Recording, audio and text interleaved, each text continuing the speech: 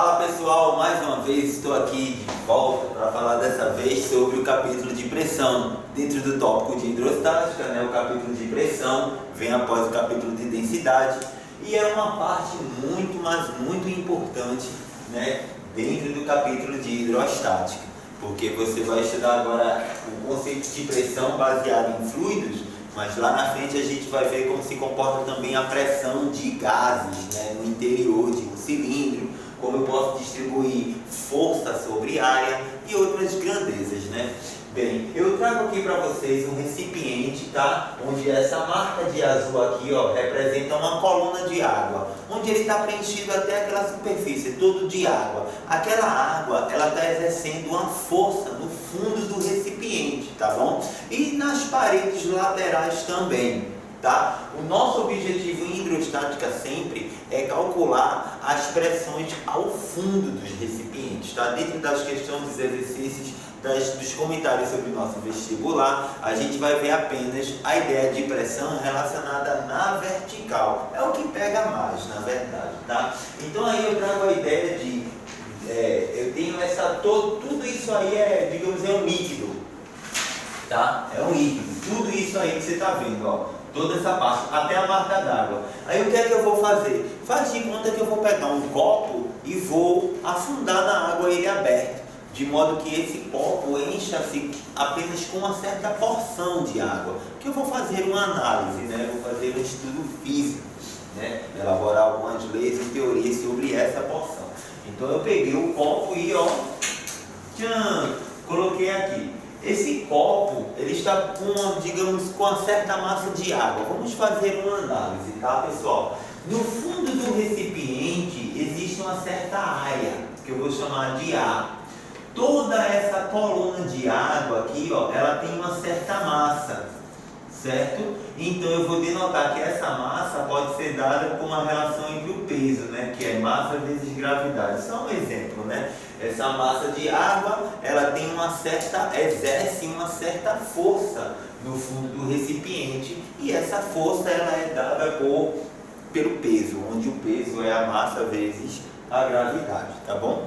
Então eu tenho que a pressão calculada dessa coluna de água não, desculpa, dessa coluna de líquido, de fluido, a pressão aqui, ó, no fundo do recipiente, pessoal, ela é dada por força sobre área. Isso aqui é a equação geral da pressão, tá? Pressão é igual a força sobre área. Beleza? Ou seja, toda essa distribuição de força em relação a uma área, ela é denotada por pressão, tá? A unidade no SI de pressão, força é Newton, área é metro quadrado. Portanto, a unidade é Newton por metro quadrado. Então eu vou dizer que essa força é igual ao pelinha, onde pelinha eu vou denotar aqui como sendo o peso. Pelinha é M vezes G, tá bom? Isso aí é pelinha. Então, sendo pelinha igual a M vezes G, eu tenho que M vezes G sobre A. Mas só que o volume de água que tem dentro desse copo, digamos, que eu separei aí, ó, é dado por a área de baixo vezes a altura. Não é cilíndrico? A área da base vezes a altura. Tá? Então, a área da base vezes a altura, que é a definição geral de volume de um prisma, né? Sendo um prisma com base circular, né? Que na verdade a gente não chama de prisma, chama de sólido de revolução, aí já é um cilindro, ou se for um copo quadrado, enfim. O volume é a área da base vezes a altura de qualquer prisma. E a massa é densidade vezes volume. No lugar de massa eu escrevo densidade do líquido vezes o seu volume, vezes gravidade, que já tem aqui, né? E a área é volume sobre altura. Então eu chego à equação que a pressão exercida por uma coluna de água numa altura H no fundo do recipiente, né, deslocada lá no fundo, é dada por densidade do líquido vezes gravidade vezes a altura que eu desejo calcular aquela pressão. Aqui eu estou desejando calcular lá no fundo, mas se eu pegar aqui, ó, 1 metro da superfície, então no lugar de H eu coloco 1 metro. Se eu pegar 2 metros, no lugar de H eu coloco 2. E assim vou, até desejar fazer a conta que eu quiser. Tá? Aqui, ó, pressão da coluna de um líquido em um recipiente aberto. Qual é a diferença daqui para ali? É que aqui o recipiente está fechado, não existe ar colidindo com a superfície do fluido, né? Não existe pressão atmosférica. Nesse caso, já existe pressão atmosférica. Então, a pressão nesse ponto será dada por uma soma algébrica, né? Da pressão com do líquido, né? Nessa altura, tá? Mas aqui o ar está exercendo. Naturalmente, sobre nossa cabeça, né? Existe uma pressão de aproximadamente 100 mil newtons por metro quadrado. É como você distribuir em um metro quadrado um caminhão carregado com 50 toneladas de chapa de aço. E por que nós não sentimos essa força? É que já estamos habituados tanto desde quando nascemos, né, que a gente se acostuma com essa ideia de pressão atmosférica, né? O ser humano ele se desenvolve, cresce e tal, e em cima dessas coisas da natureza, da movimentação do ar, né, da pressão atmosférica, da gravidade. Você está entendendo? Poxa, por que a gente não cai sempre que vai descer uma escada, já que a gravidade está agindo? É porque a gente se acostumou com aqueles movimentos, né? Então, sobre a superfície de qualquer objeto, nesse caso aqui, né, de um sistema como, por exemplo, um fluido dentro de um copo, na superfície dele, existe uma pressão atmosférica. E a pressão do fundo é dada pela do início mais a da coluna de mercúrio, tá? P0 denotada pressão atmosférica e PC é a pressão da coluna, que é a densidade do líquido vezes gravidade vezes altura. Agora, eu trago para vocês mais uma vez um exemplo de como pode vir isso no nosso vestibular. E assim, eu digo que existe um recipiente onde se tem um líquido de densidade 1 grama por centímetro cúbico. A gente sabe que 1 grama por centímetro cúbico, de acordo com a aula passada dos conceitos de densidade, 1 grama por centímetro cúbico pode ser traduzido como 10 a terceira quilogramas por metro cúbico, né? Só vou anotar isso aqui, pessoal, para que a gente não se perca diante a resolução, tá? 1 grama por centímetro cúbico é a mesma coisa do que 1000 quilos, tá? 1000 quilos por metro cúbico, tá? Na aula passada eu demonstrei isso aí, que 1 grama por centímetro cúbico é igual a, tá? E aí eu desejo calcular a diferença de pressão, né? Letra A, determine a diferença de pressão entre os pontos B e A. Pessoal, obviamente, a diferença de pressão, vamos lá, bem natural, será dada por diferença a pressão total aqui menos a pressão total aqui.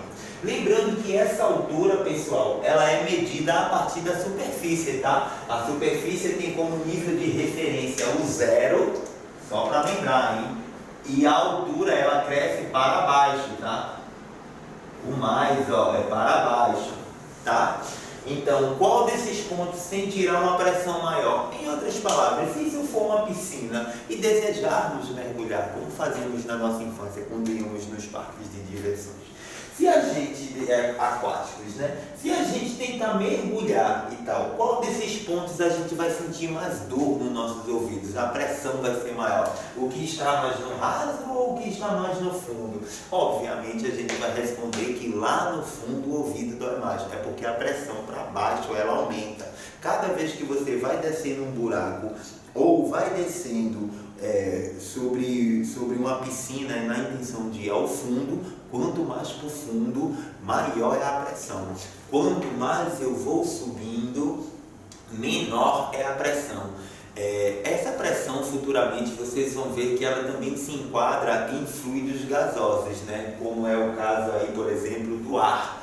A gente sabe que quando existem, por exemplo, jogadores de futebol tendem a jogar, vamos botar aqui para não falar de times, vamos falar da seleção brasileira, né? Para não ter diálogo sobre time 1, time 2, vamos falar da seleção brasileira. Quando vai jogar contra a Bolívia em La Paz, a gente sabe que La Paz é uma cidade alta, o que significa que quando comparada com outras cidades a nível do mar, A pressão lá em La Paz do ar é menor, é pequena.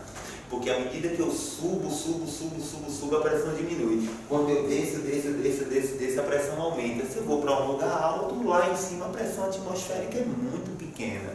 Ou seja, existe pouco ar. Porque de acordo com a equação de Clapeyron, a gente vai ver lá na frente que pouca pressão vai me fornecer pouco ar.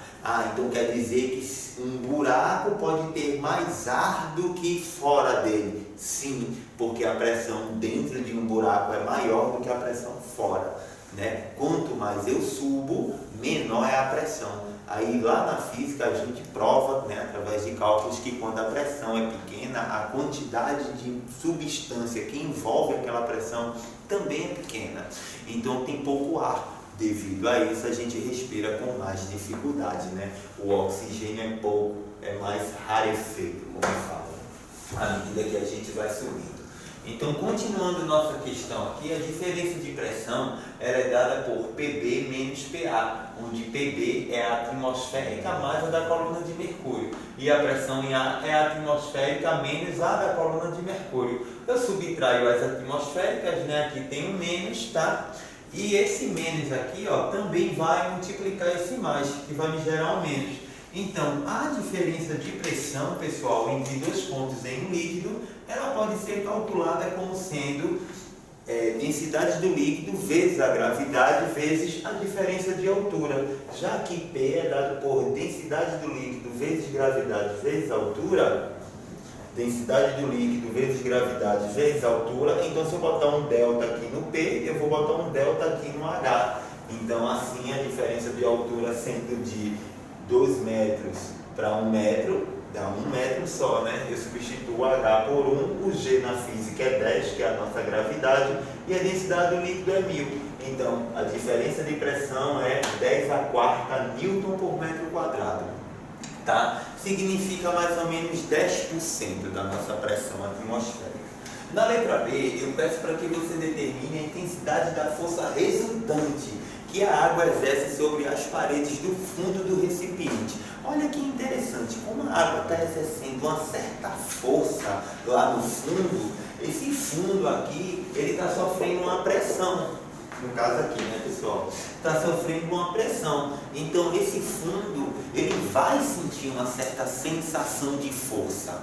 Porque tem algo em cima dele. São todas as camadas do líquido, né, somando-se, que dá uma certa força. Como se fosse a ideia de esmagar, né? Então, a pressão é dada por força sobre área, né? Então, pressão é densidade do líquido vezes gravidade vezes altura é igual a força sobre área. Pessoal, ele deu a área no nosso exemplo aqui, tá? Então, significa que a força ela é dada pela relação da densidade do líquido vezes a gravidade vezes a altura vezes a área. E assim, substituindo esses valores, eu tenho que a densidade do líquido é 1000, a gravidade é 10, a altura é 3 e a área é 2.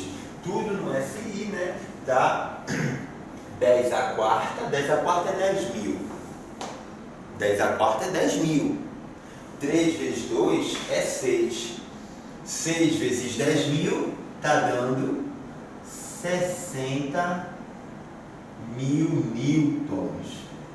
Seria a força que essa coluna de água de 3 metros provoca no fundo das paredes do recipiente, tá? Dessa vez eu vou encerrar por aqui. Façam os exercícios, tá? Existem inúmeras questões lá na parte do banco, né, da Laplace, o nosso banco de questões composto por inúmeras questões de pressão, densidade, teorema de Stephen, que será coisas que veremos na próxima aula.